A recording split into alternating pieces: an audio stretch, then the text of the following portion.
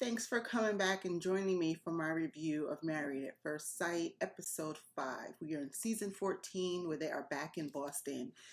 Just going to do a brief recap of what I saw on last night's episode. Popular opinion here, Alyssa sucks, right? We all are in agreement. But it's past the point of entertaining, and now it's like she's being cruel. And I don't know how much Chris is privy to, like what he hears, but the conversation that she was having with the producers, I don't like him, I don't want to be near him, the temper tantrum, like that is abusive. And to be honest, if it was the other way around and a man was talking about a woman like that, we would, well, we are up in arms. But this reminds me very much of the way that Chris treated Paige, except it was it was toned down. He wasn't crying and having fits the way Alyssa is, but it's the same thing. And at what point are the counselors or the matchmakers going to get involved? Granted, I know that they're in another country, but let's set up a Zoom. Let's do a conference call. Let's do something, because this is just not right. Number one, if Alyssa is as unhappy as she says she is, she should go home. I know people are going to say that she's under contract and all this other stuff, so maybe she can't leave because she's going to have to pay some money or something. I don't know. But at this point, it's just stupid. That piece where she says, she didn't want to be near him. Paddleboarding was one thing, but she didn't, because she didn't have to be close to him. Like he's a leper or something. Alyssa, I mean, you're a grown woman. Have you ever had to hang out or be around somebody who you did not like? Now, you're not sleeping in the same room with him. You're not being intimate with him. Nobody's asking you to do those things. But you can be a decent human being and and exist in the same space with him. Just like you're existing in the same space with the other couples and you're not intimate with any of them. What's the difference? It's just disheartening to see somebody being mistreated and embarrassed on television. So at this point, I'm over it.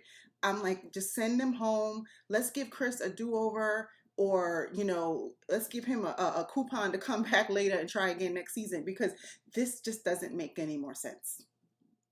Even her mother knows that well, we saw her in, I think it was last week's episode or the episode before when they were getting married, and her mother was talking to him, and she was pretty much saying, Alyssa is difficult. She knows her daughter, and so when she was on the phone with her telling her, you're making yourself look bad, and then this entitled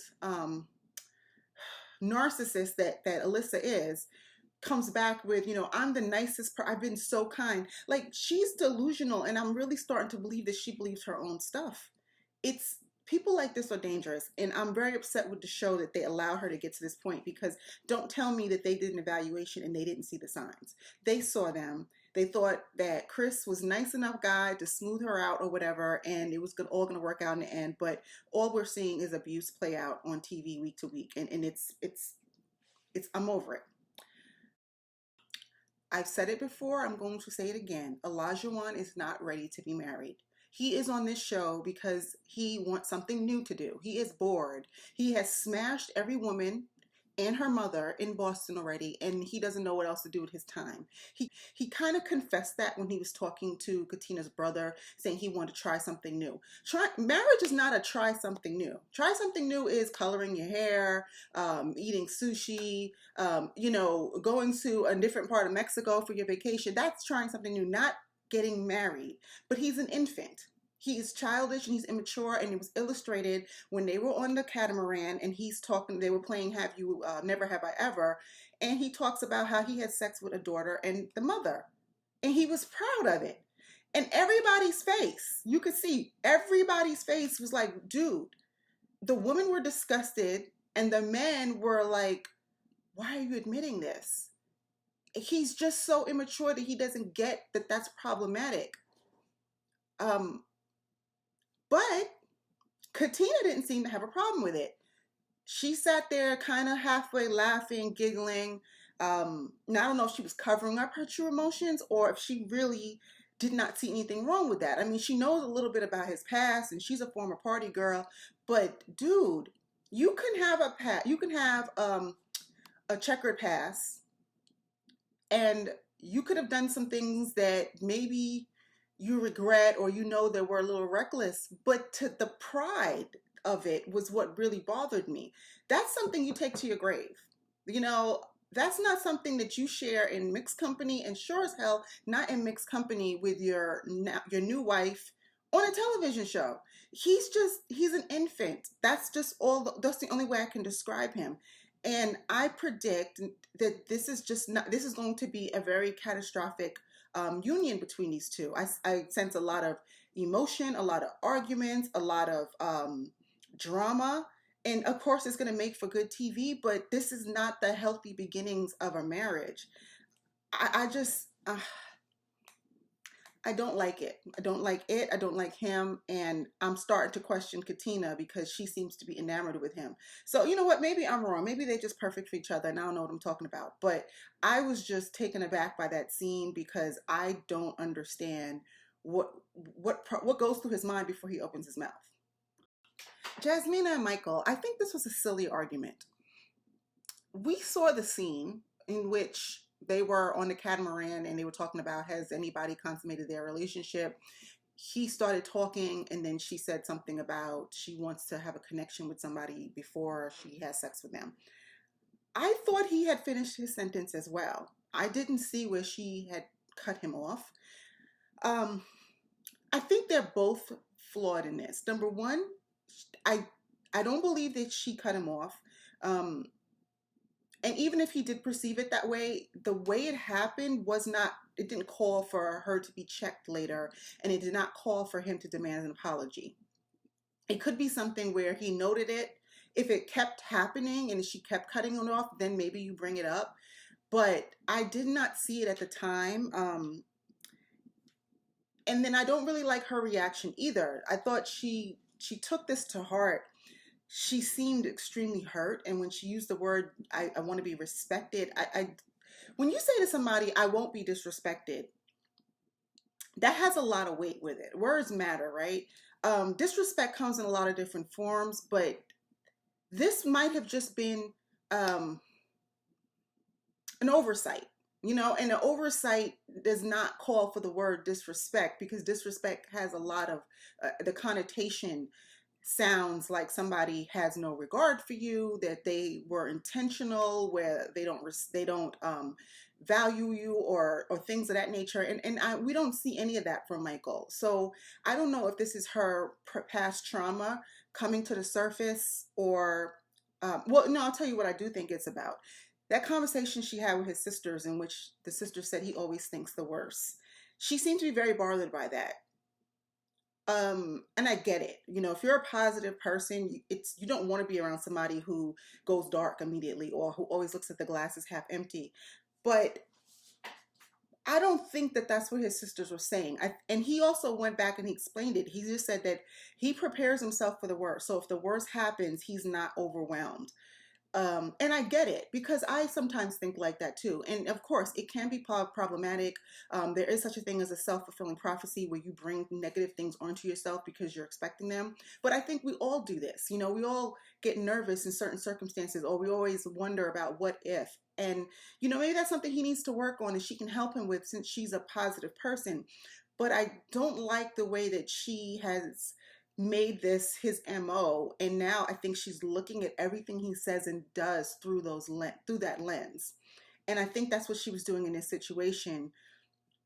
And perhaps she has been really disrespected in a past relationship, and this triggered something for her, where she says to, I'm not going to put up with this anymore, and I'm going to nip this in the bud because I didn't in the past. I can see that and I understand that, but you also have to take each situation at its for face value, especially if this is your husband. You guys have to work through this. So I just think there was a better way that they could have talked about it. I don't think it was as big a deal as either of them were making it.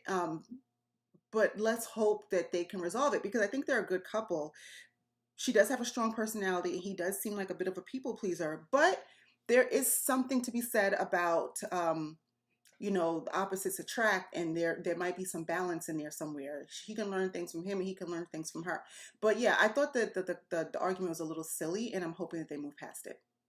Lyndsey and Mark, I have to say, this is the first time I'm actually on Lyndsey's side. I've said in my previous videos, I said that I think she's loony, and she's a lot. the stuff that happened on the bus with her telling Olajuwon and Katina they need to speak Spanish.